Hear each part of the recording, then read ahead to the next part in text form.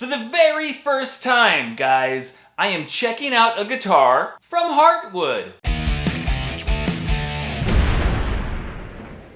Hey guys, welcome back to the Bald Shredder channel, and yes, it's a Hartwood. Well, what exactly is a Hartwood? Well, Hartwood is one of the in-house brands of a company called Gear for Music. And they don't just sell Hartwood guitars, they sell other stuff as well. So when they got a hold of me recently and said, hey, would you be interested in checking out one of our in-house brand guitars, one of our Hartwood guitars? I was like, of course, yeah, absolutely. And the funny thing is that pretty recently I've had some of my viewers, some of you guys, asking me to check out some of the guitars from Gear for Music. And then they got a hold of me and I was like, wow, perfect timing. So, what is this guitar? Well, of course I'm gonna tell you, but if you guys could just take a quick second to reach down and hit that subscribe button. If you're not subscribed already, I would really appreciate that.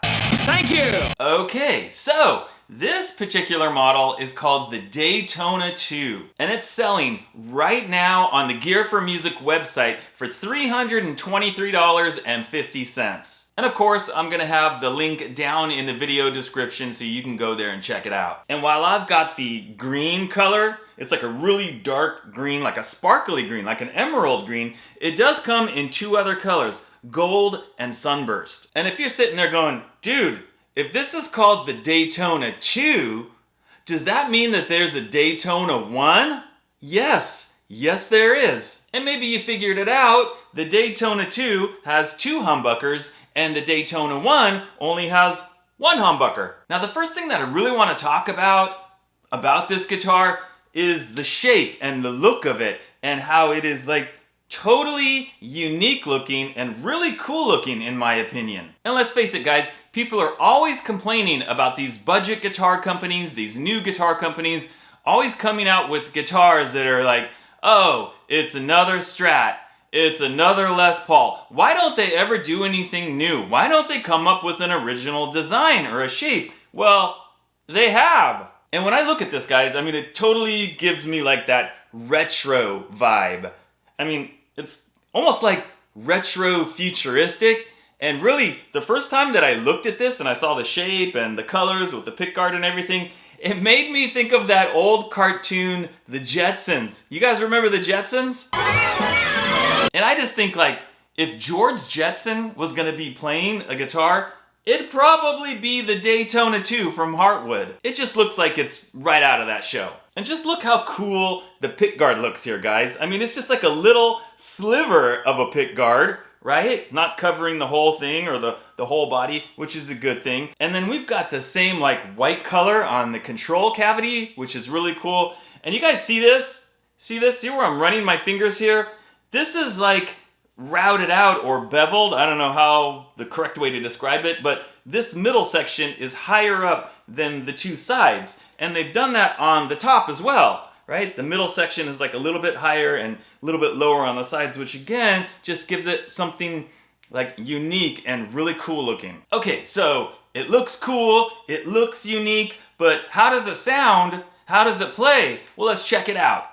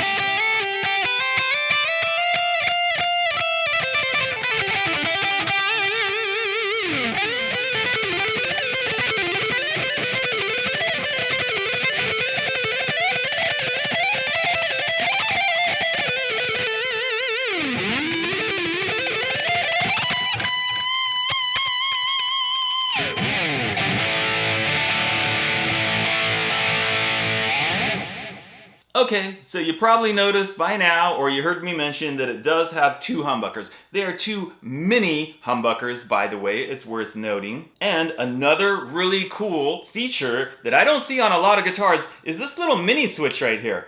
Now, what is this mini switch? Is it like a coil split or a coil tap? No. What this does, when you've got the selector in the middle position for both pickups, you turn this on and it flips the pickups out of phase. Alright, so now I'm going to do like a clean demo, guys, and just pay attention. You're going to see me flipping the little mini switch like back and forth to put the pickups out of phase and then not out of phase. And let's see if there's like any sound difference at all. Check it out.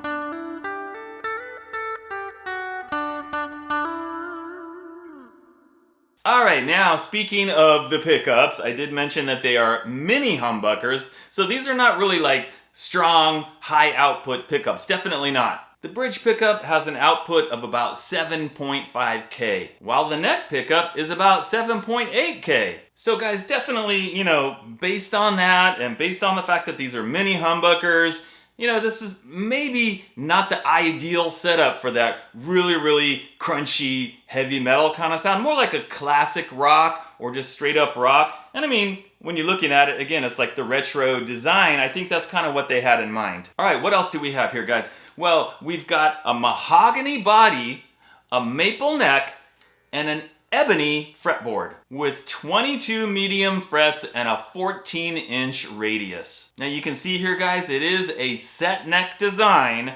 It's got high gloss on the back of the neck.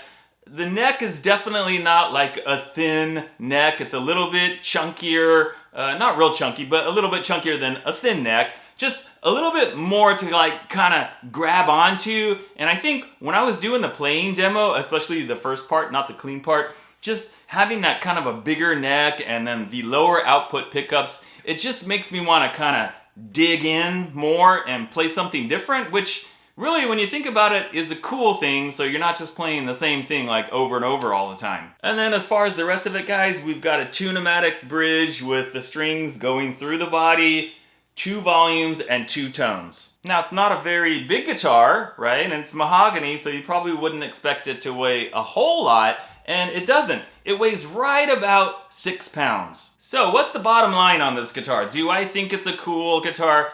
Yeah, it's cool for me because it's really different than everything else I have, right? I have all these like 80s shredder guitars, and then I've got this sort of retro futuristic thing that looks different than everything else, so I think that's really cool. And it also sounds different than the other stuff I have. So when you play it and you're getting a different sound and then you're dialing in like a different tone based on the different pickups and maybe the different look, it just kind of inspires you to play other stuff. And like I said before, that's a good thing. Now I do have to mention, guys, that the upper fret access based on the body design here, it is not good.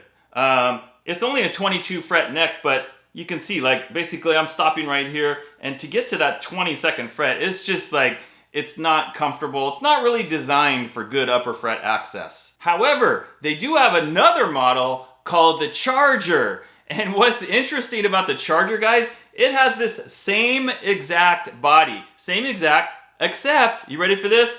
It's completely reversed. So this part is over here, and this part is over here, and then, it's just completely flipped around. And on that one, there are 24 frets, and it looks, based on the pictures that I'm looking at, it looks like that upper fret access is really good on that one. And that one has 2 full-size humbuckers instead of the mini humbuckers. So that might be something that you'd want to check out also. Now, the last thing I want to say about it, guys, is, you saw in the demo, I did do a little bit of shredding. A little bit. I have to, because I am the bald shredder after all. But I wouldn't really consider this a shred guitar. I don't think you'd be getting this because you're planning to do like heavy metal shredding. You'd probably pick something else for that. But I could shred on it. I did. Now the thing is, I did try to get the action a little bit lower because it's a little bit higher than what I prefer, and I did kind of turn the little studs here to lower the bridge down, which you can do easily with a screwdriver, and I did, but I couldn't get the action as low as I wanted, as low as I preferred it, because I was getting some fret buzz. So, the point is, guys, is that you could lower this. I could lower it down to where I want it to get that low action, but to not have the fret buzz, I'd have to level the frets.